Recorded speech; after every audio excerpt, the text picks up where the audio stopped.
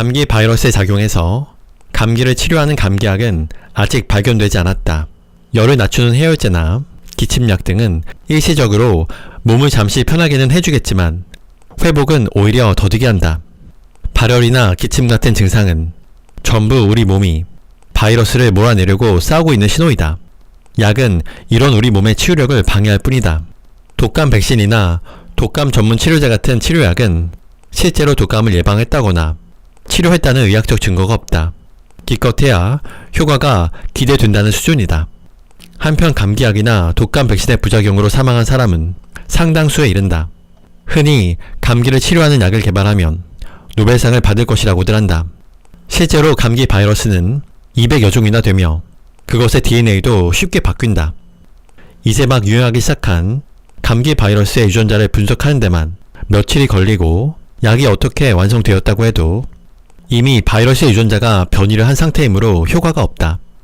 시판 중인 감기약에는 기침, 발열, 목의 통증, 콧물 등 감기의 대표적인 증상을 억제하는 성분이 조금씩 들어있다. 이 같은 감기약을 먹으면 잠시 동안 증상이 완화된다. 하지만 얼마 안 되어 감기가 도져서 다시 약을 먹게 된다. 이런 악순환이 반복되면서 깨끗하게 낫지 않고 이런 상태가 오래 지속되는 것이다. 감기에 걸리면 우리 몸은 기침이나 콧물로 바이러스나 그 사체를 몸 밖으로 몰아내고 체온을 높여 외부의 적과 맞서 싸우는 백혈구를 활발하게 활동하도록 한다.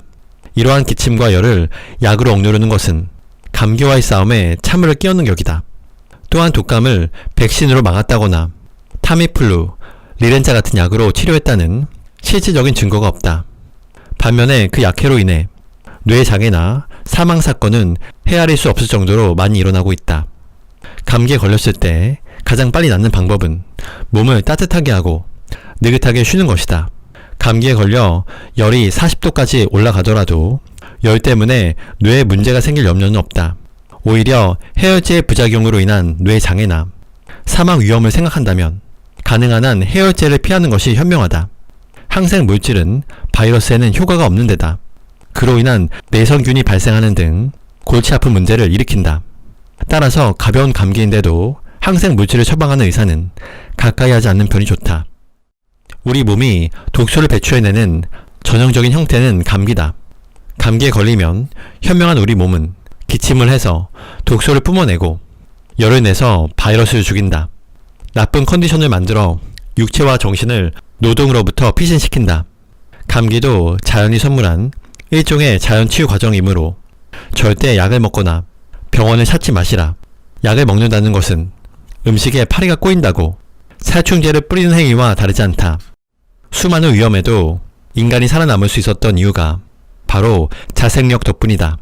생명이 있는 모든 것은 자생력을 가지고 있다.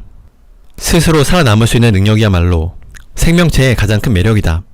인간의 몸 자체가 가장 위대한 의사이자 가장 성공적인 제약회사인 셈이다.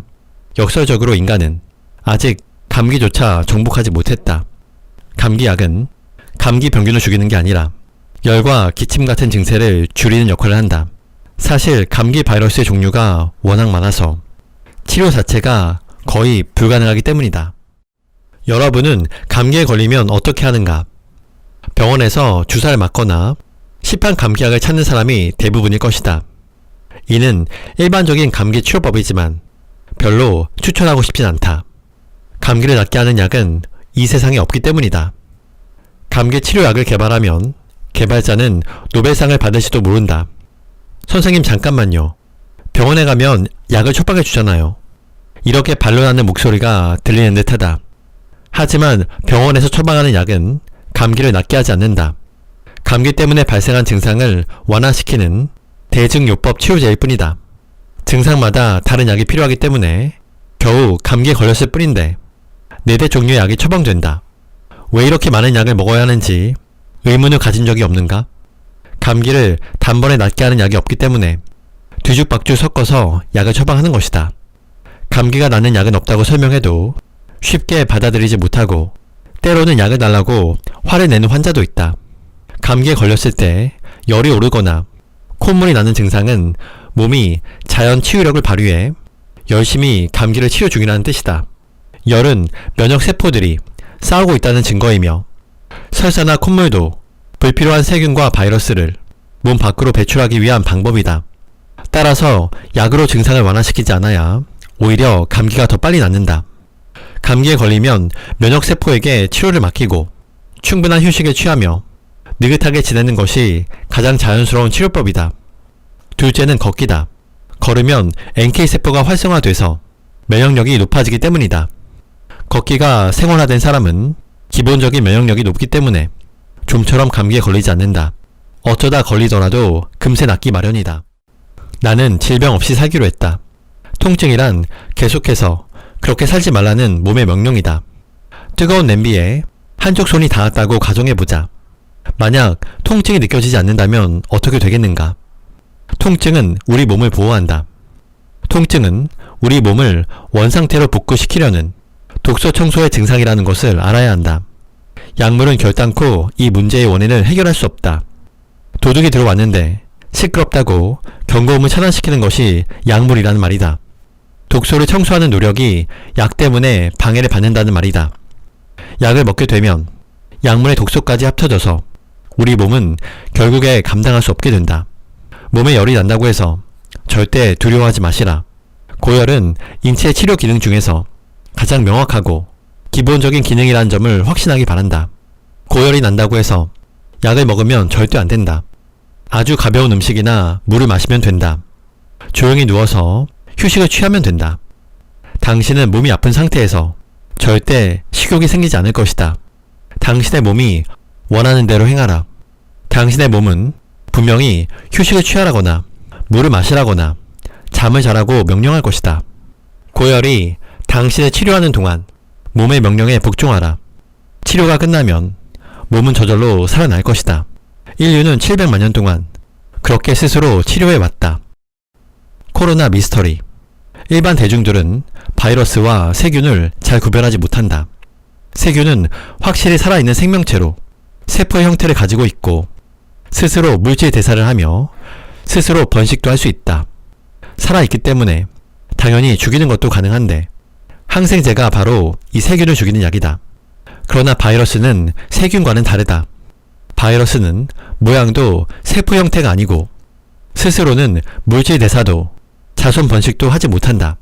게다가 인체 밖에서는 바람에 떠다니는 먼지와 같아서 도저히 살아있다고 말할 수가 없다. 바이러스는 살아있지 않기에 죽일 수 있는 약도 없는 것이다.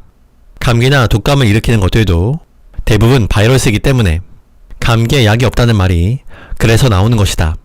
발열은 인체가 병원체와 싸우는 가장 효과적인 방법 중 하나이다. 세균들은 높은 체온에서 살 수 없기 때문에 발열은 그 자체로서 세균을 죽이는 역할을 한다. 그러므로 열이 나는 환자의 옷을 벗기거나 해열제를 주어 체온을 떨어뜨리는 것은 환자의 회복을 방해하게 된다. 또한 환자가 추위를 느낄 때는 오히려 옷을 입히거나 이불 덮어주어 밖으로 새어나가는 열을 막아주는 것이 환자의 회복을 도와주는 것이다. 그 다음은 기침에 대해서 알아보자. 기침은 우리의 호흡기로 들어온 물질이 몸에 해롭다고 판단될 때 이를 다시 내뱉는 현상이며 동시에 호흡을 통해 들이마신 공기의 흐름을 이물질이 방해할 때 이를 청소하기 위해 일어나는 정상적인 생리 현상이다. 그럼 어떤 사람이 폐렴에 걸려 기침을 할 때 약물로 기침을 억제한다면 이를 정상적인 치료 행위로 볼 수 있을까? 이 또한 그렇게 말하긴 어려울 것이다. 우리의 면역계는 감염 질환이 있을 때마다 최선을 다해 스스로를 지키기 위한 노력을 기울여 왔지만 하지만 어떤 이유인지 의료계는 질병을 이겨내려는 우리의 면역계의 노력을 철저히 무시했다. 독감 백신은 독감 예방에 효과가 없다. 겨울이 다가오면 매해 독감을 예방하는 백신을 맞는 사람이 많다. 그런데 네덜란드 연구팀이 백신을 맞는 그룹과 맞지 않는 그룹을 비교했더니 독감 예방 효과가 전혀 없었다라는 데이터가 나왔다. 게다가 60세 이상에서는 백신을 맞는 그룹 중에서 갑자기 사망하는 사람이 눈에 띄게 많았다. 표면적으로는 심근경색 때문이라고 하지만 이는 어떻게 봐도 백신의 부작용으로밖에 생각되지 않는다. 세계보건기구 홈페이지에 독감 백신의 감염 억제 작용은 보장되어 있지 않다라고 명시되어 있다. 백신으로 독감을 예방할 수 있다는 보장은 없다는 말이다. 이것은 당연하다. 독감 바이러스는 쉽게 변이를 일으키므로 효과가 있는 백신을 만드는 것은 이론상 거의 불가능하기 때문이다. 홍역 바이러스처럼 유전자적으로 안정되어 인간에게만 감염되는 바이러스에 대해서는 효과적인 백신을 만들 수 있다. 하지만 독감 바이러스는 인간을 감염시키면서 점점 형태를 바꿔나가 조류나 돼지 등 많은 동물에도 감염을 일으킨다.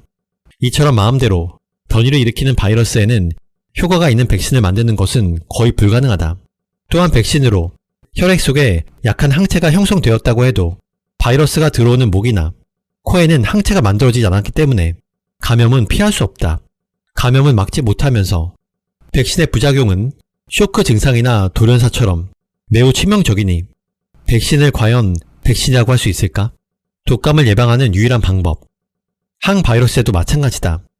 2009년에 돼지 독감이 크게 유행했을 때 세계적으로 유통되는 항바이러스제 타미플루의 약 70%가 일본에서 사용되어 화제가 된 적이 있다. 원래 유럽에서는 독감에 걸려도 대부분은 병원에 가지 않고 집에서 치료한다. 해외 학자들은 돼지 독감의 팬데믹 직후부터 의학 잡지 등의 타미플루의 효과는 의심스럽다. 거의 인정되지 않는다라고 발표해왔다. 효과가 있다라는 보고는 제약 회사가 주도한 것이 많아 신빙성이 있다고 보기에는 어려운 실정이다.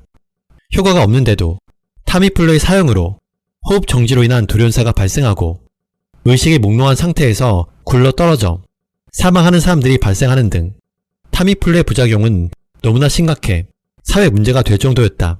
또한 항바이러스제와 해열제를 같이 복용하면 39도 이상 되던 열이 단숨에 34도 정도까지 내려간다.